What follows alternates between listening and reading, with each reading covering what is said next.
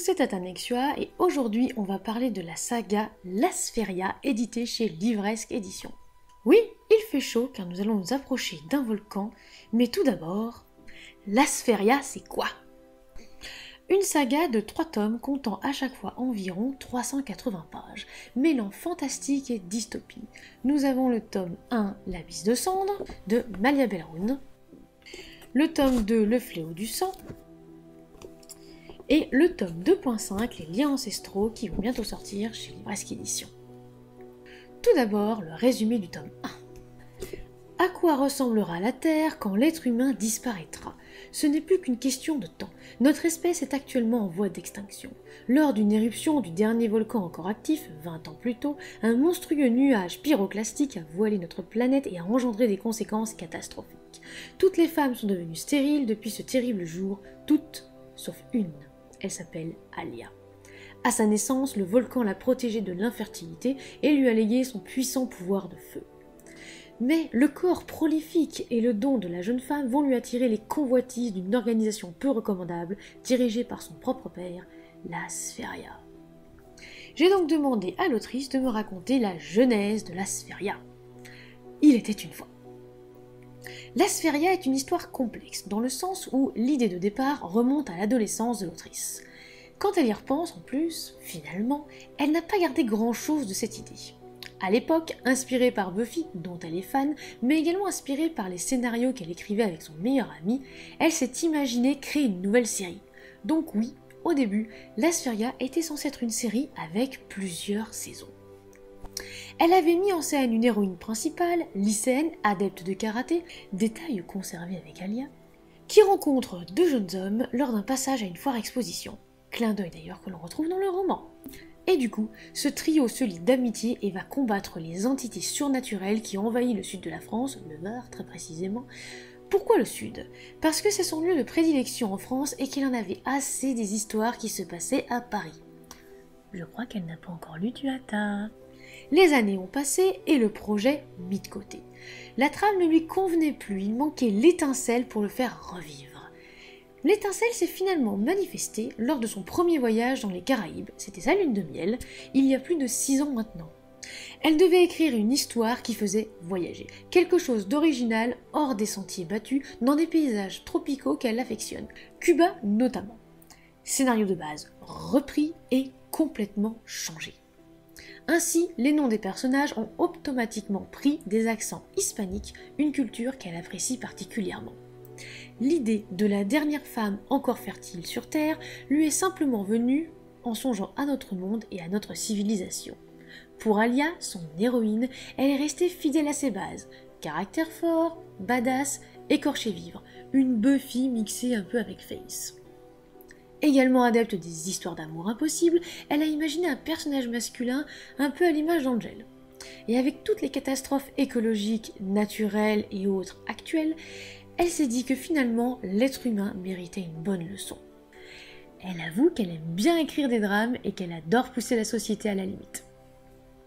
Le visionnage d'un reportage intitulé Mayday, danger dans le ciel lui a directement inspiré l'idée de l'éruption volcanique et du fameux crash qui ouvre le roman. Inspiration d'une histoire vraie.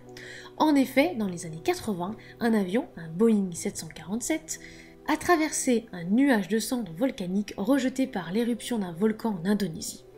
Les cendres volcaniques ont entraîné l'arrêt des 4 moteurs. Ce phénomène s'appelle les feux de Saint-Elme. Et c'est d'ailleurs le titre qu'elle voulait donner à sa saga. Le problème, c'est que ce titre était déjà pris pour un autre roman. Puis, le choix du titre Lasferia s'est imposé comme une évidence. Elle voulait mettre en avant l'organisation criminelle gérée par Claudio Casagrande. Qui est ce Claudio Casagrande? Vous ne le saurez pas, je ne vous spoil pas, il faudra lire le roman. Sphéria, ça fait penser à une sphère qui représente le monde entier au creux des mains d'une personne assez diabolique. Le monstre que personne ne semble pouvoir détrôner. L'origine du titre est d'ailleurs révélée dans le tome 2.5, Les liens ancestraux. Un tome qui raconte, grâce à plusieurs nouvelles, le passé des personnages. Ainsi, le monstrueux volcan nuirait aux femmes, sauf à son héroïne, bien entendu. C'est de là qu'est apparu le pouvoir du feu, nous sommes aussi dans un roman fantastique, il ne faudrait pas l'oublier, car elle voulait qu'elle possède un pouvoir particulier. Elle a donc décidé de lier tout autour du volcan. Quand elle y repense, ce volcan est un personnage à part entière à ses yeux. Et effectivement. Comme dans tous les livres chez Livresque Éditions, il y a des jauges. Voilà. Donc, pour la Sphéria, on nous annonce du dystopique, de l'action et du fantastique. Effectivement, on nous vend de l'action, on aura de l'action. Ensuite, mes chroniques. Tout d'abord, la chronique du tome 1. Ce sera la note de 4,2 sur 5 pour ce livre. Il compte 370 pages, comme les autres tomes exactement de la saga. Tout d'abord, la couverture. Teinte digne d'un volcan, des îles, je m'attends à autre chose que Lyon et Clermont-Ferrand. C'est justement pas le cas. Et effectivement, il y a même un bon raccord présent dans le bouquin. Une ombre devant la mer, un choix à faire. Effectivement, et quel choix. Couverture parfaite, ça représente complètement l'univers. Et que dire des petits volcans qui illustrent les chapitres? Je vous en montre un. Passons à la question de cette saga. À quoi ressemblera la Terre quand l'être humain disparaîtra? On va essayer de ne pas trop spoiler. On entre directement dans le vif du sujet, et ça, j'aime bien. Avec des dates, histoire qu'on ne se perde pas. Cayo Principe, ou aussi Cuba, Barcelone, et pas mal d'autres endroits. Alia fait du karaté. C'est d'ailleurs l'une des rares fois où je vois que l'héroïne fait du karaté. Ça, rien que pour ça, j'avais envie de mettre un peu plus de points, mais mon barème là-dessus ne peut pas être changé. Bien dommage. On a une héroïne, loin d'être une demoiselle en détresse, qui bosse dans le tourisme. Ça aussi, c'est pas courant. Quelqu'un qui bosse dans le tourisme, enfin, ça change un peu. Elle a son amie, Janiel, épargnée par l'infertilité comme tous les hommes d'ailleurs. Ouais. Moi aussi j'ai tiqué là-dessus, mais bon. D'autres personnages arrivent sans alourdir le récit, et à chaque fois leur présentation et les descriptions sont extrêmement bien détaillées. On va avoir des rebondissements, il y a un petit soupçon de prévisibilité quand même, pour ceux qui resteront attentifs aux indices. Un méchant intelligent, des ninjas, oui. Une vétérinaire qui cache bien son jeu, une digne héritière, un événement traumatisant, des recherches, tout cela dans un univers qui me tarde d'aller encore plus farfouiller, que ce soit dans le 2 ou aussi dans le 2.5. C'est superbement bien écrit, on lit ça rapidement, sans buter, sans faire d'accro, moi j'adore ça, et même quand il y a de très longs passages sans dialogue. Ça c'est toujours une crainte quand il n'y a pas de dialogue, à savoir est-ce qu'on va s'ennuyer ou pas, ou est-ce qu'on va avoir envie de lire en diagonale, mais pas du tout, parce qu'en fait la Sphéria c'est très attractif. Alia possède un tempérament aussi brûlant que la lave, et je ne dis pas ça pour faire joli. Octus est sans doute celui qui est fait interroger sur la suite, surtout avec les lames de tarot, qui me fait songer d'ailleurs à Maria Amini. C'est une cartomancienne dont je pourrais vous recommander la chaîne. La personnalité d'Alia, héroïne principale donc, est clairement celle qui est la plus travaillée. Il y a quelques petits détails dans l'histoire que j'aurais aimé un peu plus fournis, on va dire, mais dans l'ensemble, c'est vraiment très bien. Les passages préférés. Oui, il y en a plusieurs, j'en avais sélectionné 3 dans ma chronique, que vous pourrez retrouver intégralement sur ma page Facebook.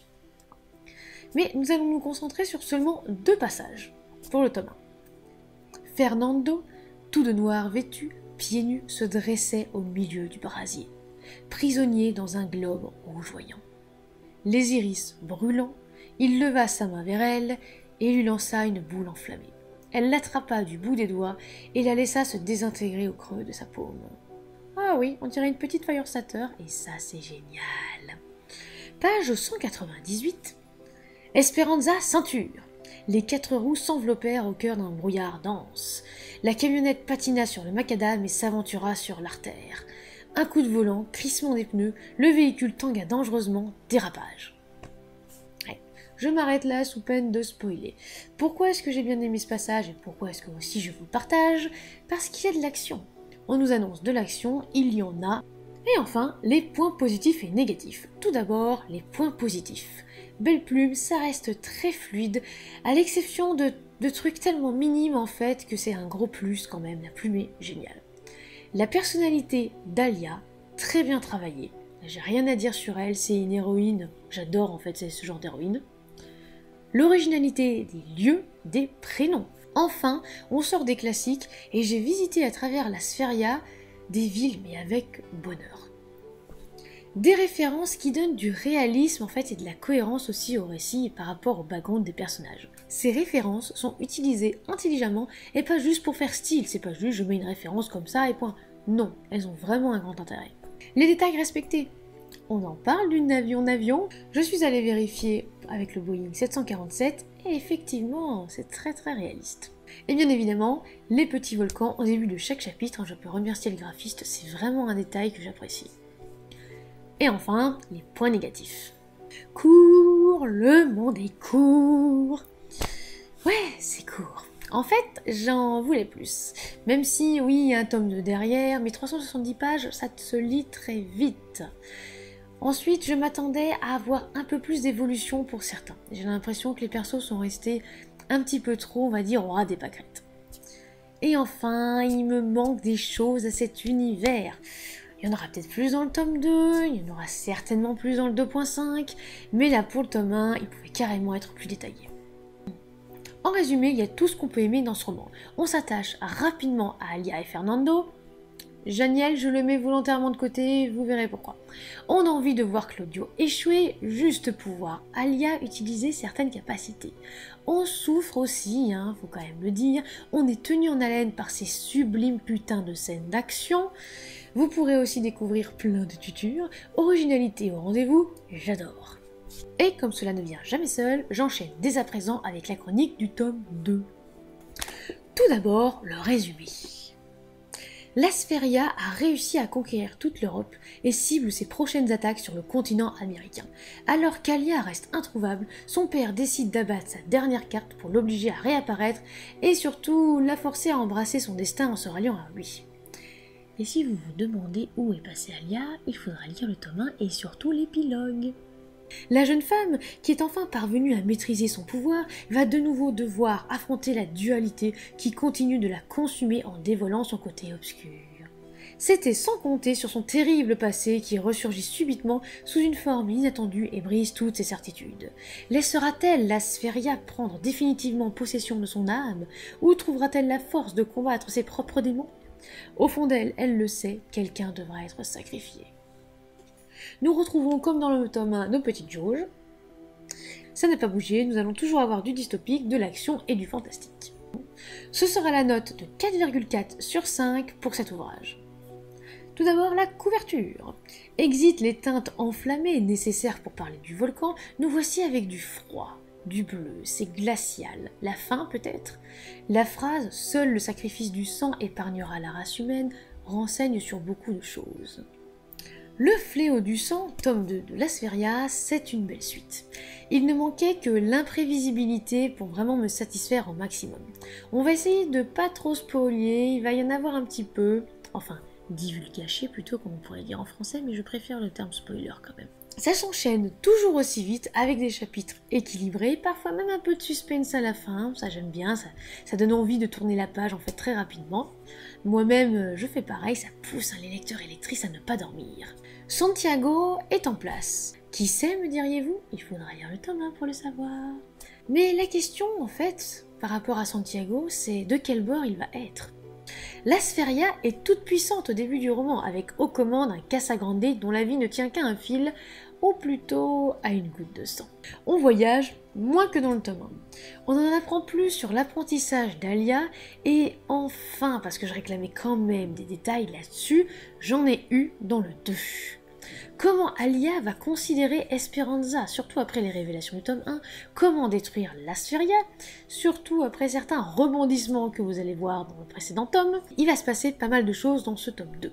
C'est toujours aussi bien écrit, c'est attachant, ce n'est pas redondant, et l'autrice a son propre style, et c'est exactement ça que je veux lire. Je ne veux pas de quelqu'un qui s'invente ou qui copie le style d'un autre. On sent que c'est elle en fait qui écrit derrière ses formulations, derrière ses mots, et c'est aussi pour ça que c'est très addictif en fait. C'est quelque chose qu'on n'a pas forcément l'habitude d'avoir, c'est assez original et on est dedans. On ne peut pas lâcher le bouquin, quoiqu'à 1h du mat, la fatigue ça commence... Non, on ne lâchera pas quand même le bouquin. On n'a qu'une hâte, c'est lire. Même si 370 pages, c'est encore trop court pour moi, c'est trop peu. 370 pages, ça se lit en 3 heures. Si vous êtes assez attentif et attentive le long de votre lecture, vous découvrirez un petit peu certaines choses, ça casse un peu le suspense en fait vers la fin. Heureusement que c'est habile et que les références sont toujours là pour nous divertir aux côtés d'Alia. J'ai pris note qu'un roman avec plus d'explications sur les persos est prévu. Il s'agit du tome 2.5, que je n'ai toujours pas lu, donc pas chroniqué, qui va sortir chez Livresque Éditions. Ensuite, les passages préférés. Il y en a eu plusieurs, mais je pense que je vais sélectionner seulement celui de la page 84. De mieux en mieux. Il démarre ses attaques aux États-Unis, menace Manhattan, kidnappe Janiel et ensuite Azarius le possédera certainement. Ah oui, mais on s'en fout de Janiel en fait, hein. C'est pas lui qui est intéressant dans cet extrait, c'est qui est cet Azarius. Et oui, je ne vous ai pas tout dit sur le tome 1, il faut pas non plus trop vous spoiler, mais ça devrait vous donner à avoir envie. Je pourrais même rajouter que la fin fait vraiment partie de mes passages préférés, mais ce serait vous spoiler. Donc, Nemignis a plus d'un tour dans son sac, c'est tout ce que je peux vous dire. Après, ne dit-on pas que dans les cendres tout peut renaître ? Ensuite, les points positifs et négatifs du tome 2. Les points positifs. Je réitère mes compliments sur la plume. C'est fluide, il n'y a pas d'accroc, cohérent du début à la fin, franchement c'est parfait. L'arrivée de Santiago, on l'attendait quand même.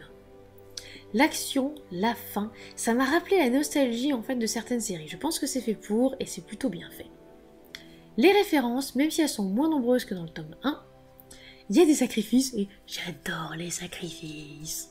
Les lieux, et je rajouterai le temple que j'adorerais voir en dessin. C'est vrai que là-dessus j'étais un petit peu frustrée de ne pas avoir eu de dessin, de croquis, tout comme les interminables marches que j'aurais bien aimé visualiser encore mieux en fait. Et ensuite les volcans sur chaque chapitre, hein. On reste dans la continuité du tome 1, le graphiste a fait de très belles choses avec des petits volcans à chaque début de chapitre. Et les moins, parce qu'effectivement il y a quand même des points négatifs. Je sais que je vais radoter, mais c'est court. Je ne pensais pas qu'Alia allait vendre la mèche aussi vite par exemple. Alors oui, c'est un peu inattendu, mais pour le coup, c'est un petit peu dommage, il y aurait pu y avoir quelques chapitres en fait entre. On aurait pu rajouter aussi quelques pages au bouquin, ça ne m'aurait nullement dérangé. Et puis enfin, c'était prévisible. Si vous êtes très attentif depuis le tome 1, je pense que vous pouvez deviner le tome 2 très facilement. J'ai compris très rapidement où on allait en venir, et c'est vrai que c'est un petit peu le point négatif de cet ouvrage. En conclusion, cette saga est vraiment géniale. Je n'ai pas encore lu le tome 2.5, mais je sens que je vais me régaler. Déjà, le tome 1 était super, le tome 2 est digne du premier, même si j'étais moins surprise. La plume de l'autrice est un régal, ce qui nous fait adorer et dévorer les chapitres sans qu'on s'en aperçoive. L'intrigue suit le premier, quelqu'un est introduit pour le meilleur et pour le pire, et au fond d'elle, elle le sait, quelqu'un devrait être sacrifié. C'est sur la 4e de couverture, et effectivement c'est bien le cas à plusieurs fois même. Voilà, c'était la chronique Lasferia de Malia Belleround chez Livresque Éditions. On se retrouve la semaine prochaine pour la présentation d'un autre ouvrage. Qui en sera l'auteur? Suspense. En attendant, soignez votre plume, n'oubliez pas de vous abonner, de lâcher un like ou un commentaire.